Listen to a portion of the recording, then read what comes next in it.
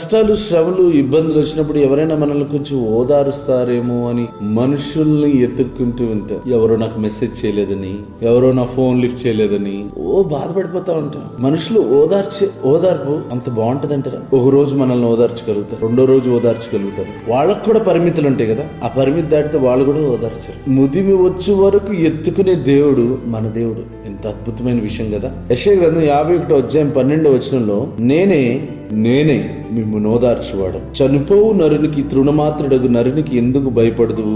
మనుషులకు ఎందుకు భయపడుతున్నారు?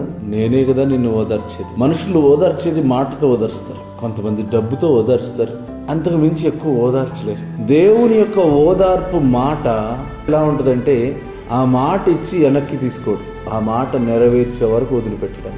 దేవుని చేత ఓదార్చబడాలంటే మనుషుల ఓదార్పు కోరుకోవద్దు. కొన్నిసార్లు మనుషులకు చెప్పుకోలేటటువంటి బాధ, భయము మనసులో కలిగి భారం మోస్తా ఉంటాం. ఈరోజు దేవుడు నీతోనే మాట్లాడుతున్నాడు. భయపడకు. తృణమాత్రులైన మనుషులకి ఎందుకు భయపడతాం?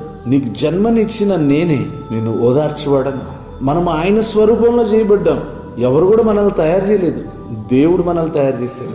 ఆయనకు తెలుసు ఎలా ఓదార్చాలి. దేవుని చేత ఓదార్చబడుతూ జీవితాన్ని కట్టుకుందాము గాక. God bless you. Praise the lord.